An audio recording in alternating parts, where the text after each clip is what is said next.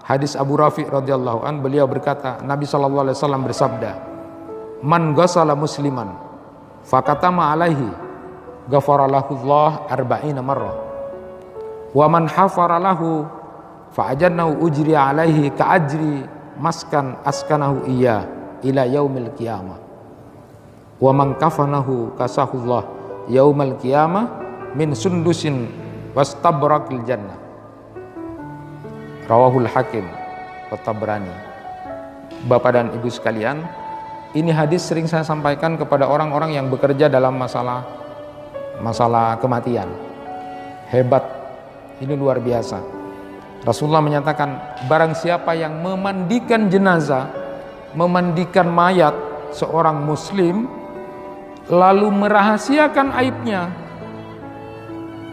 niscaya Allah akan mengampuni dia 40 kali.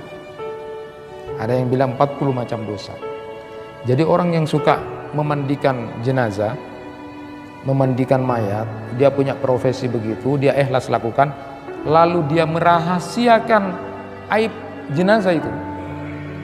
Karena jangan dikotori dengan kemudian sudah memandikan jenazah terus dibilang ada ininya, ada anunya.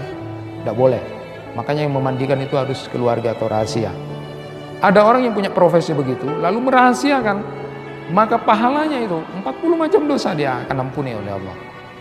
40 kali, ada yang menyatakan 40 macam dosa dari orang yang memandikan jenazah itu. Maka mulia amalan seperti ini. Dilanjutkan di hadis itu, siapa orang yang menggali kubur mayat lalu dia menguburkannya, maka dia diberi pahala seperti dia memberi tempat tinggal sampai hari kiamat. Apa ndak hebat itu? Bapak dan Ibu punya kos-kosan. Sekarang ada orang mendirikan kos-kosan. Itu satu bulannya misalnya 500. Lah kalau kemudian ikhlas memberikan tanah untuk orang yang sudah mati, berapa ratus ribu yang sudah disumbangkan sampai hari kiamat nanti. 500 per bulan dia sudah sewa tanah.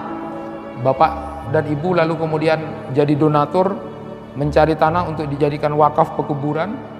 Lalu kemudian dari hasil itu kemudian dipakai oleh salah seorang saudara kita yang sudah mati, menggalikan kubur, lalu kemudian menguburkan, maka pahalanya tinggal mengalihkan itu. Kalau kos-kosan yang cari dunia saja 500 kali, 500 per bulan.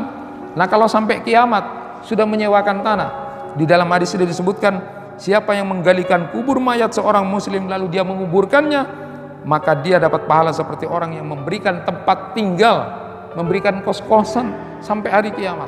Berapa uang yang sudah luar biasa itu orang yang berpikir kemudian untuk menjadikan tanah wakaf ke kuburan itu pada saatnya nanti kita akan bacakan itu.